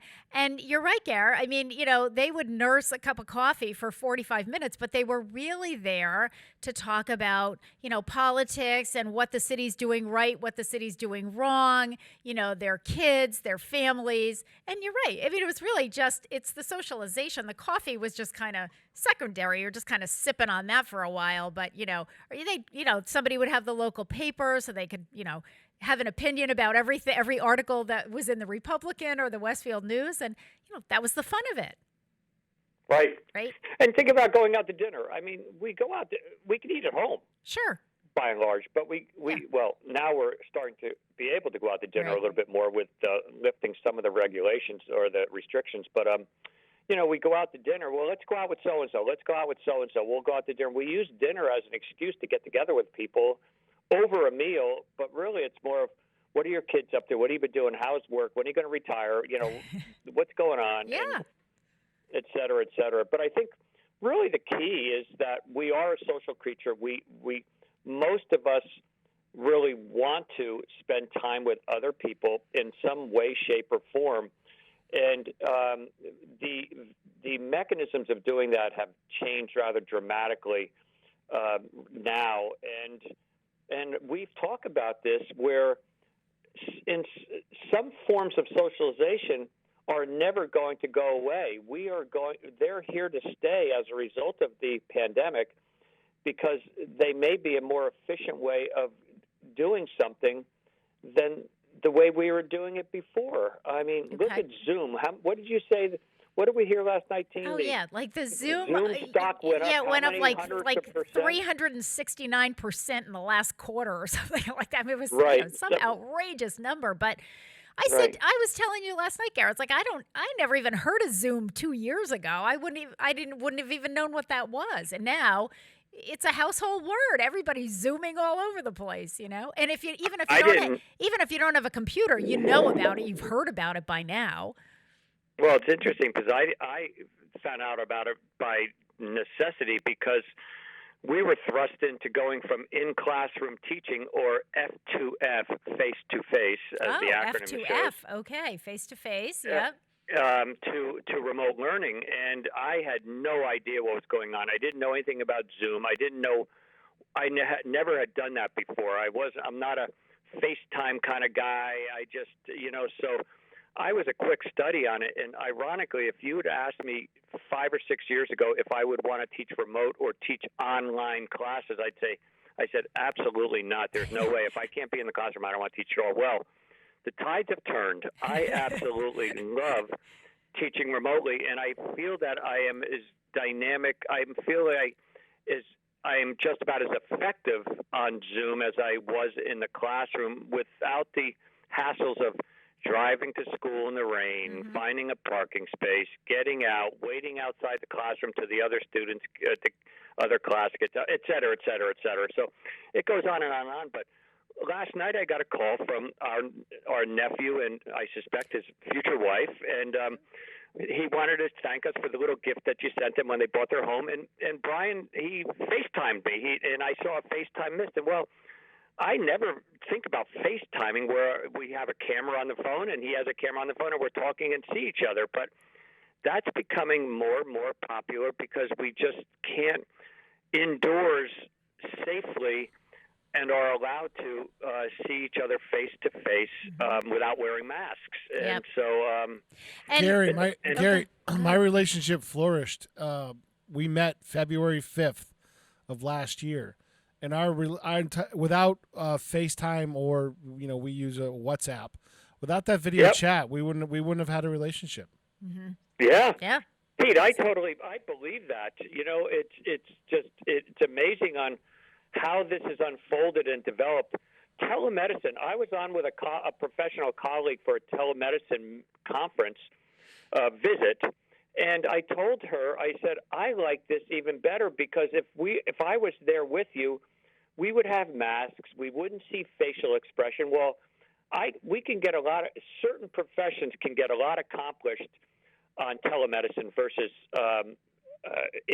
in office medicine because of certain what you need to do. But it is happening, and it really is not going to go away. Look at the number of people that are working from home. It's crazy how many people are working from home. Yep. But the downside to that is how many people say, I'm working from home, I like it, but I miss my coworkers. I miss my colleagues. I miss the water cooler chit chat. Yes, exactly. No doubt. But I think really do you have a break coming up? Or I do. And actually what I was going to say, Gary, is this is a really good time to just mention something before I head into that break. So, you've talked about FaceTime, which, some people don't know what that is. So that's, you're on your phone and you can see the person on his phone or her phone. They're two smartphones and basically video. It reminds me of the old show, The Jetsons, where you could push a button and you can see each other. So just as a reminder, for those of you who are older, who maybe for Christmas or maybe your children or grandchildren decided you have to, get in with the 21st century here, and they either got you a smartphone or a laptop or an iPad or something like that, and you don't know how to use it yet, we do have technology support through it's a collaboration between the Senior Center and Westfield Technical Academy, the technology students who will, tutor you over the phone and walk you through the process of whatever it is, whatever device you're using. They will help you to set things up. They'll explain how to do things. It's really working out very well. So if you're in that situation, or maybe you got a device, your kids or your grandkids showed you how to use it, they kind of got you started, but maybe now you have some other questions, give us a call. Mary Lou Najolski, our program director, is setting up those appointments. She will set you up. She'll connect you with one of the students. As Pete said before, the students are here every other week when they're in their shop class, and that's when the students are able to do the support for you. So they're here. The instructor from Westfield Technical Academy is in the room with them. So if anything comes up that the students, can't quite, or you're not grasping it or whatever, the instructor is there as well. So that's a great technique. And I would also say to people, if you're thinking, gee, I would like to learn how to do some of this stuff, but I'm really afraid if I get a device, who's going to show me how to use it? You're not allowed, I'm sheltering in place. You're not allowed to come in. I don't want people in my home. Again, this will be a good venue for you. It's a good avenue for you to get the help that you need. We're happy to do it. The students have really been phenomenal. We are hearing from the seniors who have used them that they're really great teachers. They're very patient. They're able to walk people through this, very slowly and in language that you understand, because they recognize that this is a completely foreign language to you. So please take advantage of that. Feel free, again, to call the Senior Center if you need to schedule some technology support. That article is also in the March newsletter. So we're going to take a break. My guest this morning is Dr. Gary Gorman, chiropractor with Strength for Life in East Hampton. I know that, Gary, one of the things that you're going to do is start talking a little bit about some of the old-fashioned ways that we can keep in touch. So we are going to listen to Glenn Campbell singing Letter to Home. We'll be back.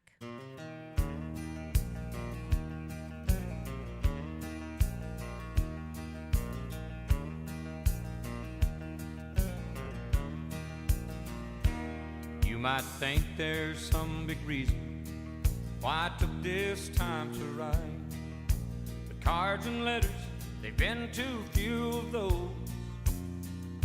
But I just stopped to realize how long that I've been gone. But there's a few small things I need to know. Dear Daddy, do the whippoorwills still echo through the night? And does the sound of silence squeeze the morning light? have you caught the big one in the pond just down the road? I miss you so.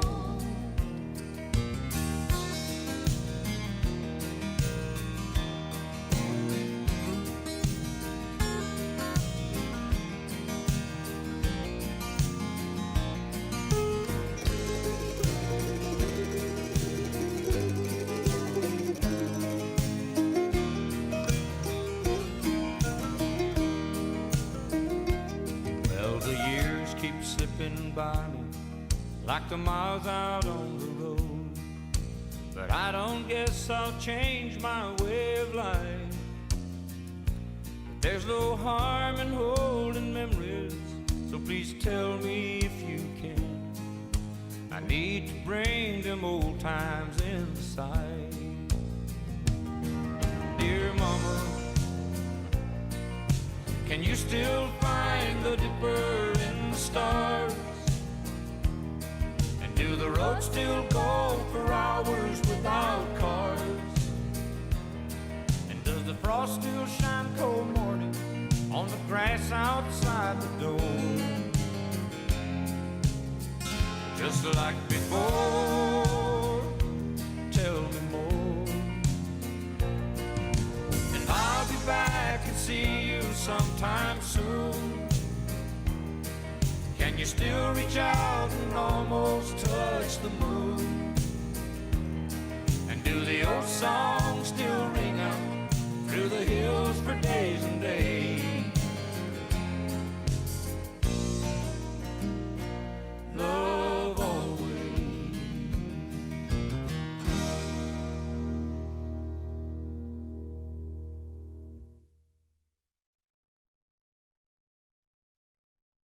Underwriting for the community programming of WSKB is provided by the Boys and Girls Club of Greater Westfield, serving the youth of the Whip City and surrounding communities since 1969.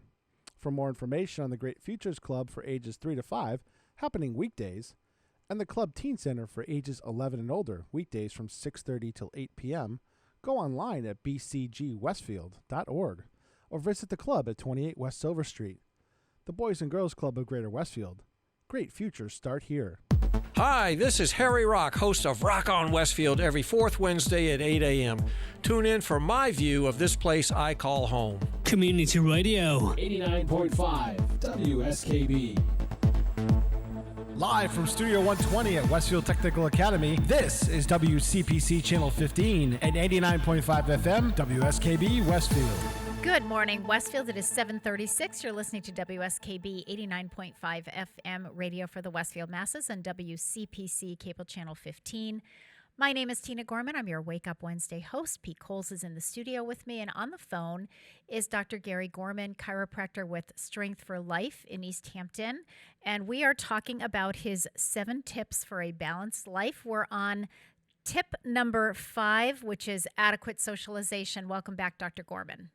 Well, thank you very much. Yeah. So we just heard that song by Glenn Campbell, which is Letter to Home. And I know that one of the things that you and I had talked about in preparation for this morning's show was, doing some of the old-fashioned communication in terms of socialization and keeping in touch with people. And one of them is writing letters, right? Exactly. I mean, we are from the generation of there were no cell phones.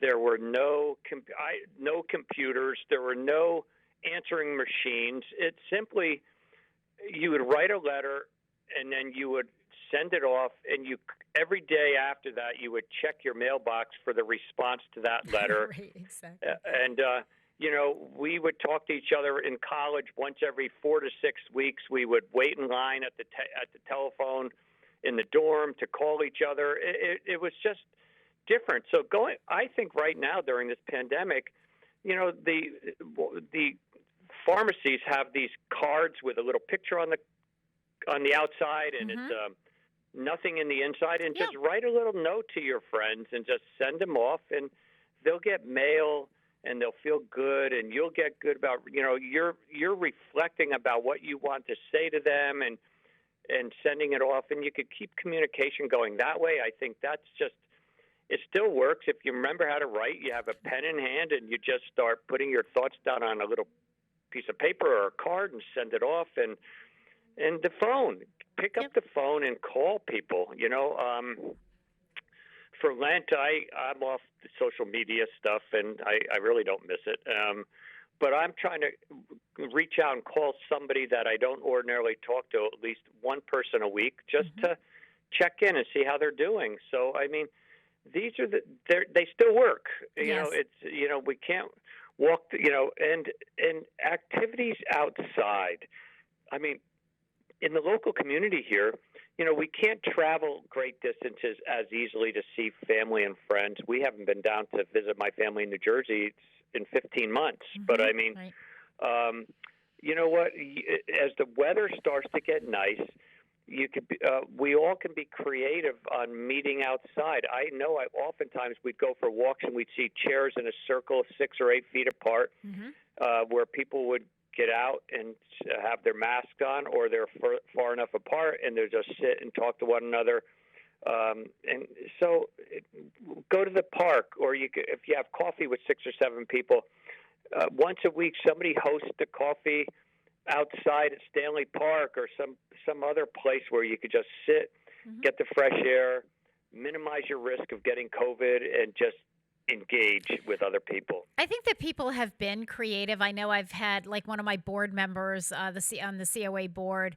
I know Barbara Taylor was telling me, back in the fall, that she and her neighbors, they have 3 or 4 neighbors that were doing that several times a week. They would just be out in somebody's backyard, spacing the chairs apart, kind of like what we do with our neighbors, Norm and Sandy. And, we spread the chairs out. And it's funny, Gare, I don't know if you've noticed this, but when we take our walks on Jeffrey Lane, there's a house that, and I'll point it out to you when we walk this weekend, but there's a house that for almost all of the pandemic has had chairs out kind of in a circle, maybe 4 or 5 chairs in the driveway. They've got a pretty good size head of the driveway in a circle.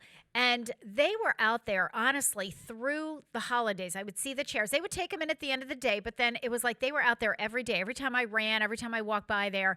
And the last time I noticed, they had like one of those portable fire pits kind of in the middle. Right.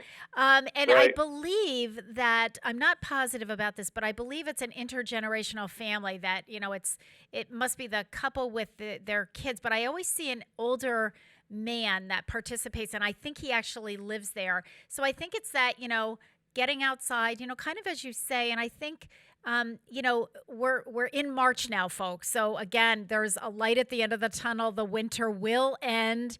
We actually, Gary and you and I were out walking on Sunday, Gary. We actually heard birds chirping. So we're getting there. So I think if people can kind of hang on. But, I agree with you, Gary. Let's not underestimate. I know the U.S. mail has been a little slow lately, but, it is just really fun. And I find it, even at the senior center, people send us thank you notes. They send us, cards that say, we miss you. We can't wait to come back. Thanks for all you're doing, whatever the card says. But I love getting those in the mail. Like the staff, we're busy ripping them open going, ooh, who's that from? Who's that from?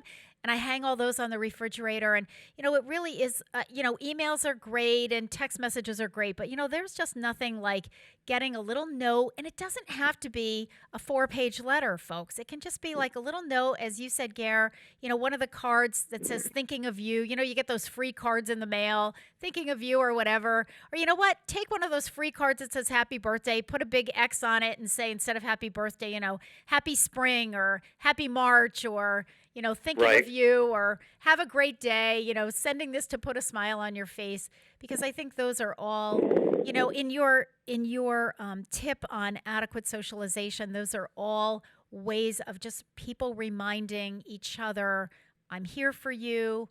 I haven't forgotten you. I miss seeing you in person. And so I think those are all ways to connect with people.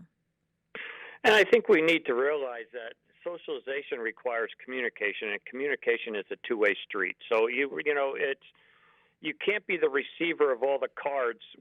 Well, you can, I suppose. It's not fair to be the receiver of all all the socialization where people are reaching out to you, you need to put effort forth to reach out in return to them and give them some of the happiness by receiving from you as well. So they're out there. We have vehicles to do it. It's just a matter of being a little more creative and stepping out of the box and changing up your routine a little bit. But it's there, and we can do that. And I think we're getting every day that goes by, the light at the end of the tunnel is getting a little bit bigger, and we're safely able to begin to do more. But it's a slow process. It's going to be several more months before we're getting back into the swing of what we knew as the normal. So Yep, absolutely. Yep.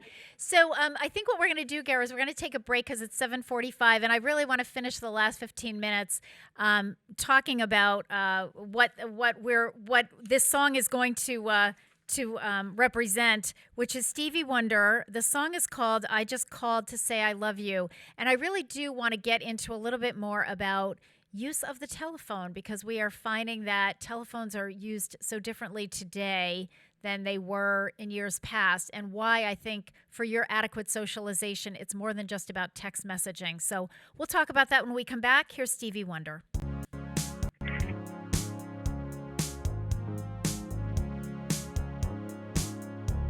No New Year's Day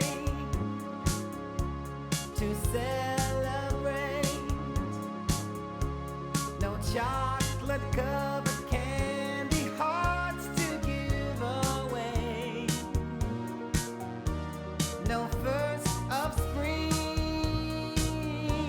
no song to sing.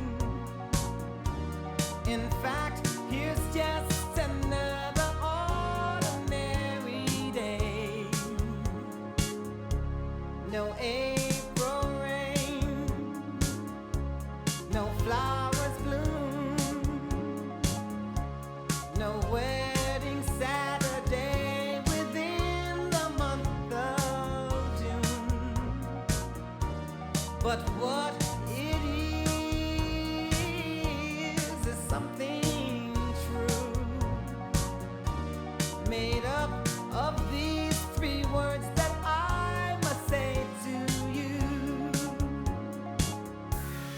I just called to say I love you. I just called to say how much I care. I just called to say I love you, and I mean it from the bottom of my heart. No summer's high, no warm July, no harvest moon to light one tender August night, no autumn breeze, no falling leaves, not even time for birds to fly to southern skies, no Libra sun, no Halloween, no giving thanks to all the Christmas joy you bring. But what it is, though oh so new, to fill your heart like no three words could ever do. I just called to say I love you. I just called to say how much I care. I do.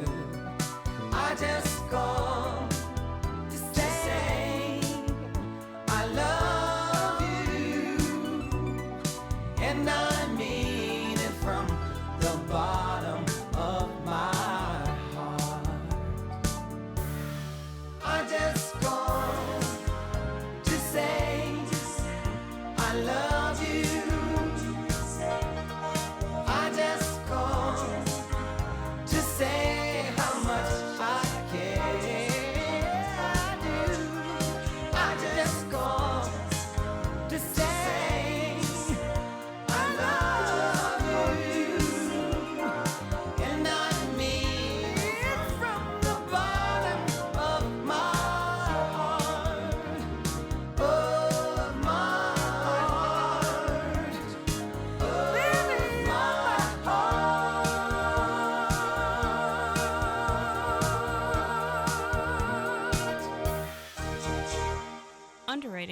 brought to you by Boise Cascade Distribution, providing products and services needed for building material dealers, home improvement centers, and industrial customers. They offer everything from engineered wood and plywood to Drex decking and railing, James Hardy siding, and Advantech subfloor. Located at 33 Fowler Street Extension in Westfield and on the web at bc.com, they are committed to providing quality products, great service, convenience, and value. Join us the third Wednesday of every month with Selectman Joe Didi and his take on everything Southwick. Community Radio. 89.5 WSKB. Live from Studio 120 at Westfield Technical Academy, this is WCPC Channel 15 and 89.5 FM WSKB Westfield. Good morning, Westfield. It is 7:50. You're listening to WSKB 89.5 FM radio for the Westfield masses and WCPC cable channel 15. My name is Tina Gorman. I am your Wake Up Wednesday host, and I am in the studio this morning with producer Pete Coles. And on the telephone is Dr. Gary Gorman, chiropractor with Strength for Life in East Hampton. We're talking about his 7 tips for a balanced life, and we are on tip number 5, which is adequate socialization. And we've talked a little bit, Gary, about some of the newer ways of communicating via, FaceTiming and Zoom for those that are more tech savvy. We've also talked about, some of the old-fashioned methods like, put a note in the mail. And I think the other thing that I really want to talk about as we kind of wind down this session is telephone calling, because telephone calling has really changed over the last several years. And I find that it's a generational issue where kids today, and I would say younger people today, seem more and more uncomfortable with using a telephone the way older people and people from our generation and before our generation were used to using a phone. And it's interesting because it is the birthday of Alexander Graham Bell, so we've been playing some telephone songs in his honor.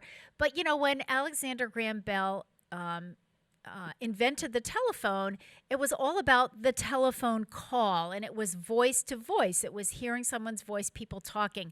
Now, of course, we do text messaging. And I find that it's interesting if you say to a young person, they'll say, okay, well, I'll text so-and-so. And if you say to them, well, you know what, it's probably easier to just call that person, especially if you're trying to make arrangements to meet or, whatever, and there's got to be some back and forth. And they're almost like, no, I'll just text them. And it's almost because they don't feel comfortable actually communicating via, that face-to-face or that voice-to-voice.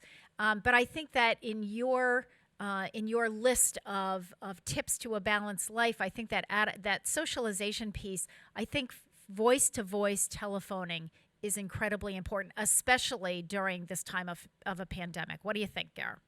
Well, I totally agree because, we tend to – there's a process of interpretation when we have to go through text messaging. What did they mean by that? Or I don't understand that. Or when there's typos in there and you're trying to figure out what's going on in their head when they're sending that message to you by typing, basically by text messaging. Whereas when you're on the phone and you're talking voice to voice like we are right now, if you don't understand something, you say, I don't understand that. Can you explain that to me? Versus the back and forth.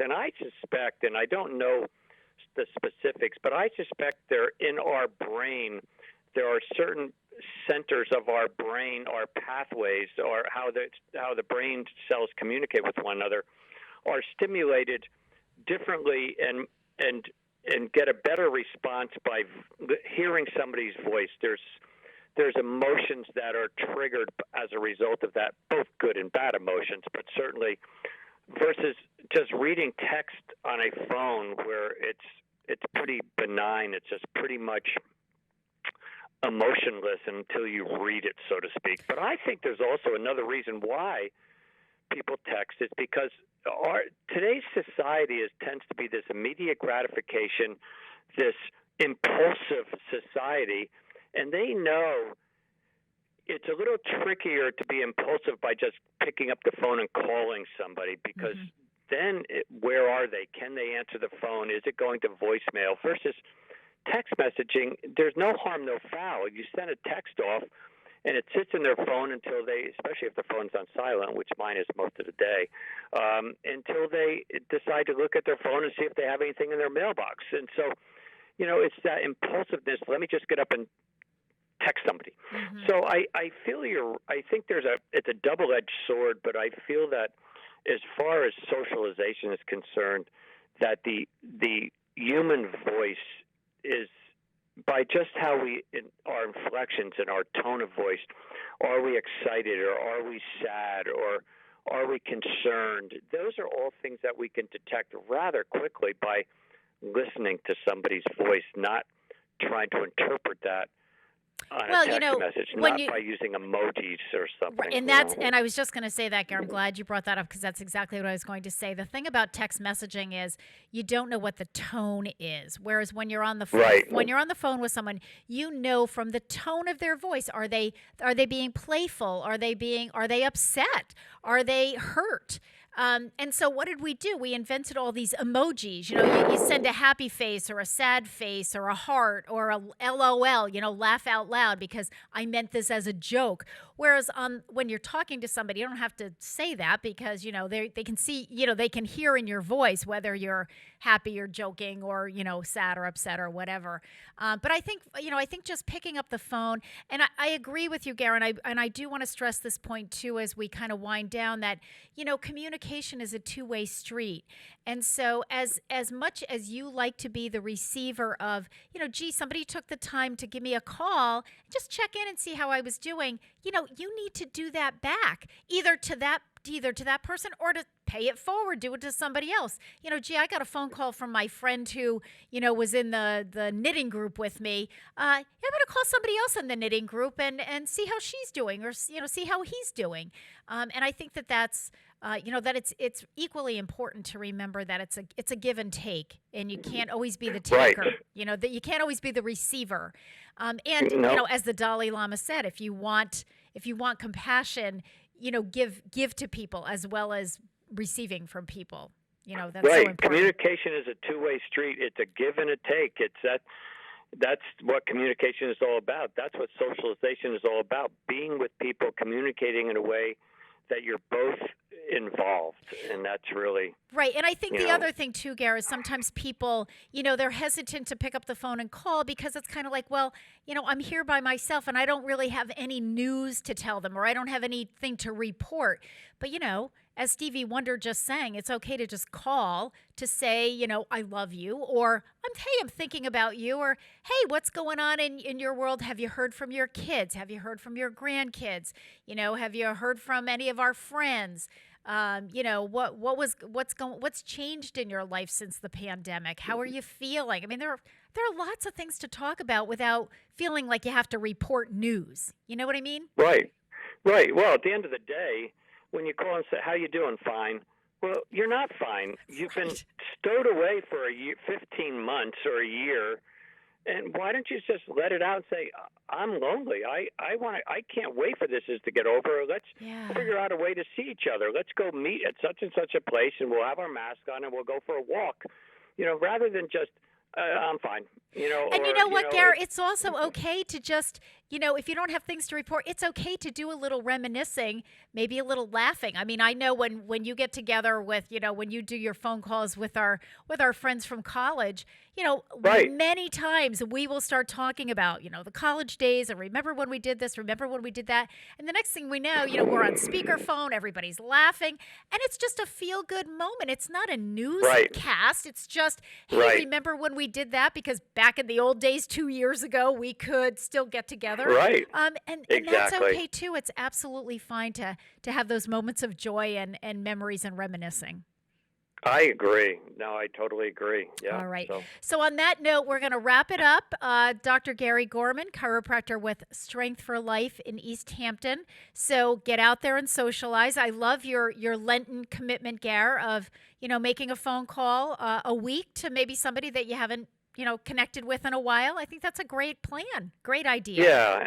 I think it is. So listen, text me when you're available, okay, Tina? I'll call you. All right, Okay, everyone. call me. Listen, just as a reminder to our listeners, next week is Brown Bag. So for those of you who are recipients of the Brown Bag program, it is next Wednesday between 9 and 10 o'clock. It's 8 o'clock. You're listening to WSKB 89.5 FM radio for the Westfield masses and WCPC cable channel 15. I will see you next week.